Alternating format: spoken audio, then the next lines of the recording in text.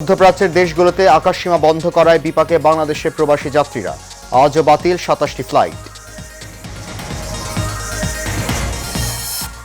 এবং ১৩ মাসে ৩২ কম্পনে মারাত্মক ভূমিকম্প ঝুঁকিতে বাংলাদেশ, বলছেন বিশেষজ্ঞরা। ৩০% ভবন ধসের সম্ভাবনা।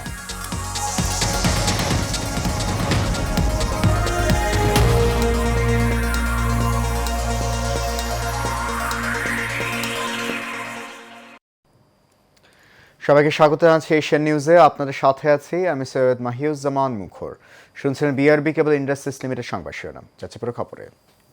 নিরাপত্তা ঝুঁকির কারণে আজও মধ্যপ্রাচ্যগামী ২৭টি ফ্লাইট বাতিল করা হয়েছে।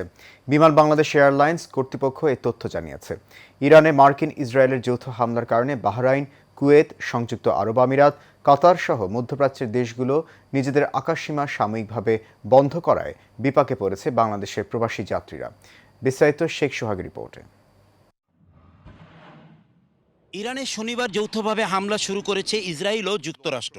জবাবে মধ্যপ্রাচ্যে দেশগুলোয় থাকা মার্কিন সামরিক ঘাঁটিগুলোতে হামলা চালায় ইরান। তার প্রভাব পড়েছে বাংলাদেশে।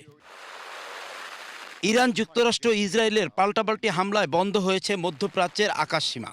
ফলে বাংলাদেশ থেকে মধ্যপ্রাচ্যগামী সব ফ্লাইট স্থগিত ঘোষণা করেছে বাংলাদেশ সরকার। এতে ঢাকা হযরত শাহজালাল আন্তর্জাতিক বিমানবন্দরে আটকা পড়েছে হাজারো যাত্রী। যাদের মাধ্যমে আমরা যাইতেছি তারা আমাদেরকে আশ্বাস দিছে যে আপনারা যাইতে পারবেন, ঘাবড়াইয়েন না, আজকে বা দুই একদিনের ভিতরে আপনাদের টিকিট হবে। হয়তো এইখান থেকে না হইলেও অন্য ব্যবস্থা আমরা করব। পরে এজেন্সিতে বললো যে সমস্যা নাই, আপনারা সকাল পর্যন্ত থাকেন। পরে সকাল এখানে আসলাম, এখানে 10টা পর্যন্ত বসার পরে এখন লাইনে দাঁড়া করে দিল, নিয়ে গেল। এখন বলতেছে আপনার ফ্লাইট ক্যান্সেল হয়ে গেছে। মানে কি এর জন্য হইলো না হইলো আমরা কিছু বিস্তারিত জানতে পারলাম না। এখন আমার ট্রাভেলসে আমি যোগাযোগ করলাম যে ভাই এই ব্যাপার। হ্যাঁ আমরা দেখছি, আমি তো ভয়েস করছি আপনাকে, দেখেন তো সমস্যা না, আপনি থাকেন এখানে, বাড়ি যাইয়েন না। ফ্লাইট চালু হওয়ার নির্দিষ্ট সময় না জানানোয় হতাশায় বিমানবন্দরে আসা অনেক যাত্রী। অনেকে ভিসার মেয়াদ না থাকায় পড়েছে অনিশ্চয়তার মুখে। সরকারের মাধ্যমে আমরা কোনো খানার কোনো কিছু এই জায়গায় থাকার কোনো দায়িত্ব নাই। তারা বললাম আচ্ছা 2 দিন ধরে মানে আমরা তারা দিতে আজকে আহ্বান বঞ্চিত এটা ক্যান্সেল হয়ে গেছে। তো এর মধ্যে নতুন করে আরেকটা দিছে আপনার 28 তারিখেতে, তো 1 তারিখে, তো এর বাদে ও ক্যান্সেল গেছে। তো আবার বাড়িতে ফিরে যাবো 6 দিন পরে আমার ভিসা ক্যান্সেল হয়ে যাবে। ফ্লাইট আমি শুনছি আমাদের ফ্লাইট বন্ধ, কিন্তু তারপরে আমরা এই যে হটলাইনে ফোন দিই, ওখানে কোনো রেসপন্স পাই না। এই কারণে আমরা বাধ্য করতে এয়ারপোর্ট আসা হইতেছে। তা আমরা অনেক ভোগান্তি। আমার সব 5টা আমার এজেন্সি যে বলছে, উনি বলছে যে এখানে উপস্থিত থাকার জন্য। এই কারণে আমি এখন উপস্থিত থাকতেছি। তবে মধ্যপ্রাচ্যের কয়েক দেশের ফ্লাইট বাতিল বা স্থগিত হলেও নির্বিঘ্নে যেতে পারবেন ইউরোপ সহ অন্যান্য অঞ্চলের যাত্রীরা। শেখ সোহাগ, এশিয়ান টেলিভিশন, ঢাকা। এবার অন্যান্য সংবাদ।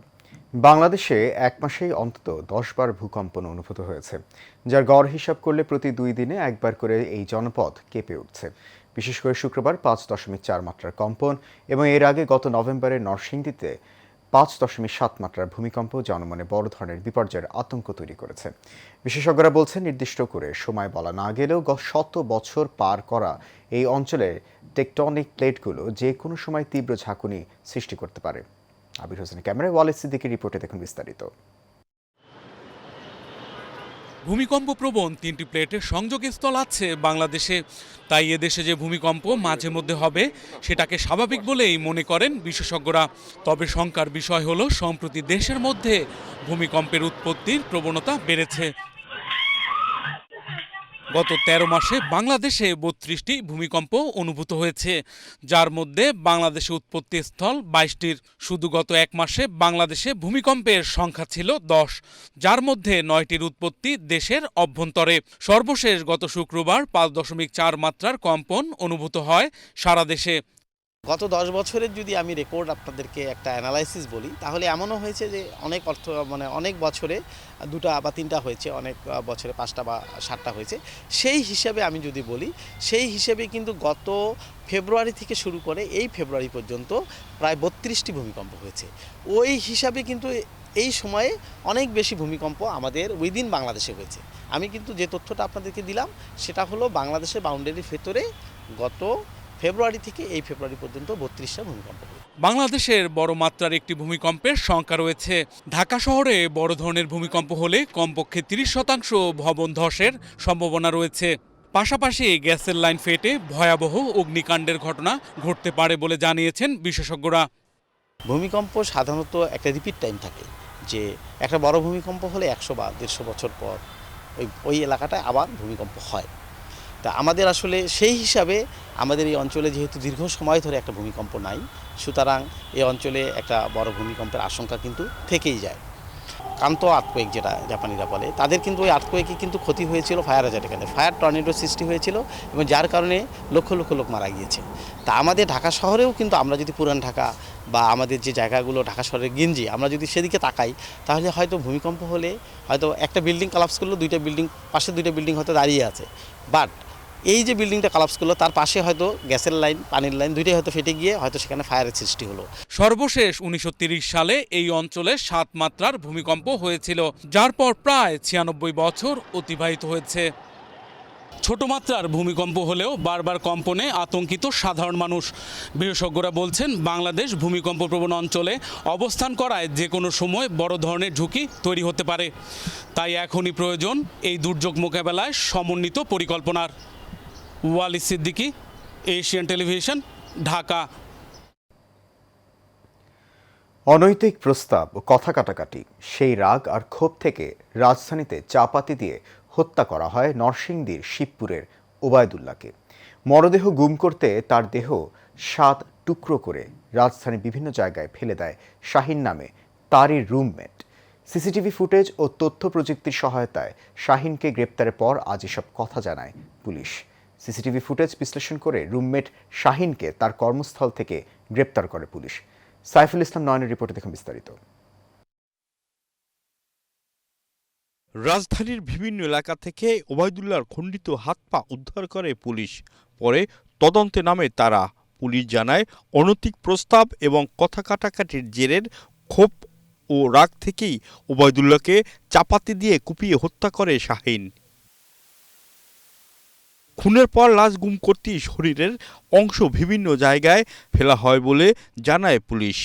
গত 3 মাস যাবত তারা এই বাসায় ছিলেন এবং এই তর্ক বিতর্কের এক পর্যায়ে তাদের দুজনের মধ্যে তীব্র বাদানুবাদ হয় এবং এক পর্যায়ে এই আমাদের যে ডিসিস্ট তিনি তার যে কাপড় চোপড় যেগুলো আছে ধোয়ার জন্য গোসলখানায় কাপড় ধোয়ার জন্য গেলে কাপড় ধোয়া শুরু করলে ওই রাগে ক্ষোভে এই যে হত্যাকারী শাহিন সে আসে এবং উপর্যুপরি তাকে ওই ঘাড়ে এবং গলায় চাপাতি দিয়ে কোপায় এবং পরবর্তীতে নিজে বাঁচার জন্য এটাকে বিভিন্ন অংশে খণ্ড করে একটি অংশ আপনারা জানেন যে নয়াপল্টনের এখানে আনন্দ কমিউনিটি সেন্টারের বিপরীতে 2টি হাত ও ফেলেছিল আপনাদের বায়তুল মোকাররমের একটি গেটের পাশে এবং পরবর্তীতে আরও জিজ্ঞাসাবাদে যখন জানতে পারি যে বাকি অংশগুলো কোথায় আছে, তখন সে জানায় যে এই বাকি অংশগুলো আপনার আমিনবাজারের সালেপুর ব্রিজ থেকে সে ফেলেছে।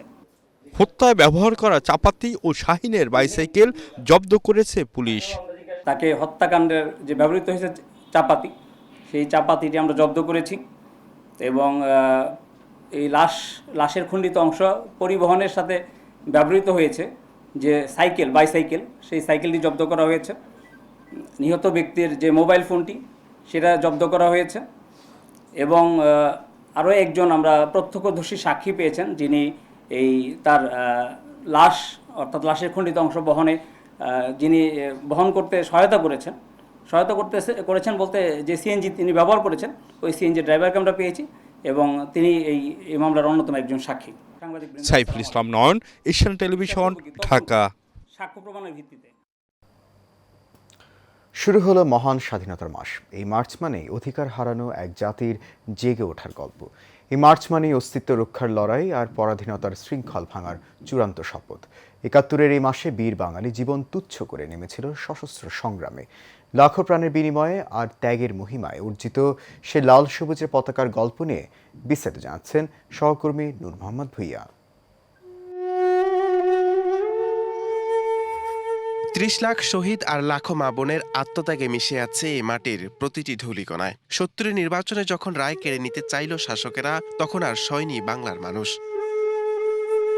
রেসকোর্স ময়দানে বঙ্গবন্ধু শেখ মুজিবুর রহমান ঘোষণা করলেন বাঙালির মুক্তির অমোঘ আহ্বান। সেই ডাক স্ফুলিঙ্গ হয়ে ছড়িয়ে পড়ল গ্রাম থেকে গ্রামে। 25শে মার্চ কালো রাতে মরণ কামড় দেয় হানাদার বাহিনী। ঘুমন্ত দেশ রাতারাতি হয়ে ওঠে লাশের উপত্যকা। নিরস্ত্র বাঙালির সামনে তখন আর ফেরার পথ ছিল না। কালুরঘাট বেতার কেন্দ্র থেকে মেজর জিয়াউর রহমান স্বাধীনতার ঘোষণার উচ্চারণে দিক খুঁজে পায় জনতা। সুসজ্জিত কামানের সামনে বুক পেতে দেয় বাঙালির সাহসী সন্তানেরা। সবুজের বুকে এতটা রক্তলাল আঁকা হয়নি আর কোনো দেশের মানচিত্রে। স্বাধীনতার 55 বছরে প্রতিটি ভোরে আমাদের চেতনার মূলে সেই মুক্তিযুদ্ধ। সশ্রদ্ধ চিত্তে আজ প্রতিটি বাঙালি গেয়ে ওঠে আমার সোনার বাংলা, আমি তোমায় ভালোবাসি। নূর মোহাম্মদ ভূঁইয়া, এশিয়ান টেলিভিশন, ঢাকা। রমজানের পরে স্থানীয় সরকার পর্যায়ে সিটি কর্পোরেশন নির্বাচন হবে বলে জানিয়েছেন নির্বাচন কমিশনার আব্দুর রহমানেল Masud. Reporters forum for election and democracy RFED আয়োজিত অনুষ্ঠানে যোগ দিয়ে তিনি কথা জানান। ইসি বলেন, স্থানীয় সরকার নির্বাচন শিগগিরই হবে। রমজানের পরে স্থানীয় সরকার পর্যায়ে সিটি কর্পোরেশন নির্বাচনটা হবে। এটি সারা বছর ধরে চলতে থাকবে। কমিশনের চলমান উপনির্বাচন নিয়ে ইসির তৎপরতার কথা জানিয়ে তিনি জানান, স্থানীয় সরকার পর্যায়ে দলীয় প্রতীক থাকবে কিনা সে বিষয়ে সংসদের সিদ্ধান্তের অপেক্ষায় ইসি। লোকাল গভর্নমেন্টের নির্বাচন শিগগিরই হবে এবং সেটা সারা বৎসর ধরেই অথবা বৎসরের বেশিরভাগ ধরেই চলতে থাকবে। শিগগিরই আমি আশা করতেছি যে সিটি কর্পোরেশনের নির্বাচন হবে। পরপর তার আগে আমাদের উপনির্বাচন যে কয়টা আপনারা জেনেছেন, সে নির্বাচনগুলো শিগগিরই ডেট তফসিল ঘোষণা করা হয়েছে। শিগগিরই নির্বাচন সেখানে অনুষ্ঠিত হবে।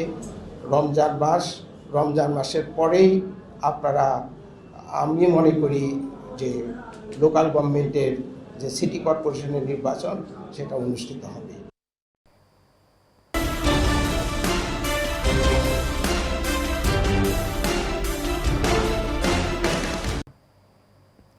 এলজিআরডি মন্ত্রী ও বিএনপির মহাসচিব মির্জা ফখরুল ইসলাম আলমগীর বলেছেন, ঠাকুরগাঁওয়ের মানুষের স্বাস্থ্যসেবা নিশ্চিত করা হবে। ঠাকুরগাঁও 250 শয্যার জেনারেল হাসপাতালকে 500 শয্যায় উন্নীত করা হবে। সকালে ঠাকুরগাঁও 250 শয্যার জেনারেল হাসপাতাল পরিদর্শন শেষে তিনি এসব কথা বলেন। ঠাকুরগাঁওয়ে মেডিকেল কলেজ স্থাপনের বিষয়টি নিশ্চিত করা হয়েছে জানিয়ে মির্জা ফখরুল বলেন, হাসপাতাল পরিচ্ছন্ন রাখার জন্য এবং স্বাস্থ্যসেবা নিশ্চিত করতে যা যা প্রয়োজন তত্ত্বাবধায়ক সেগুলোর চাহিদা প্রেরণ করলে ব্যবস্থা নেওয়া হবে।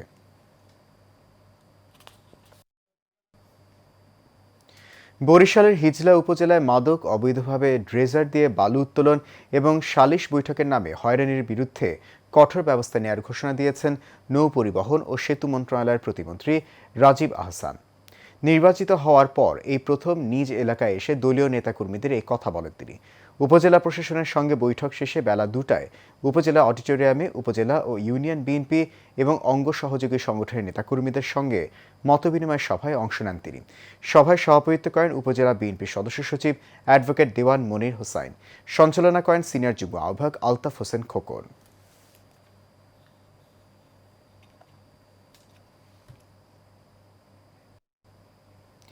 কুড়িগ্রামের চিলমারিতে প্রাথমিকের প্রধান শিক্ষকদের নিয়ে উপজেলা পর্যায়ে অবহিতকরণ কর্মশালা হয়েছে। প্রাথমিক শিক্ষা অধিদপ্তর ও ব্র্যাক শিক্ষা কর্মসূচির আয়োজনে educate the most disadvantaged children প্রকল্পাধীন এক্সেলারেটেড ও ক্যাচ আপ লার্নিং মডেল কর্মসূচির আওতায় এই কর্মশালা হয়। জেলা শিক্ষা অফিসার স্বপন কুমার রায় চৌধুরীর সভাপতিত্বে এতে প্রধান অতিথি ছিলেন সবুজ কুমার বসাক। বিশেষ অতিথি ছিলেন ব্র্যাক শিক্ষা কর্মসূচি ব্যবস্থাপক কামরুস সালাম, ব্যবস্থাপক মৌসুমী হাসান সহ অনেকে।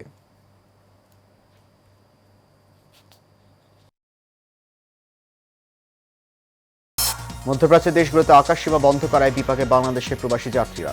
আজও বাতিল 27টি ফ্লাইট।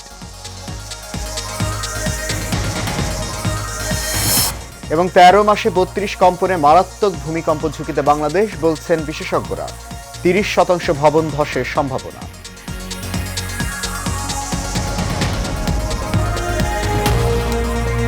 এশিয়ান নিউজ এ পর্যন্তই। আমাদের পরবর্তী সংবাদ দেখার আমন্ত্রণ রইল। আপনার সঙ্গে থাকার জন্য অনেক ধন্যবাদ সবাই।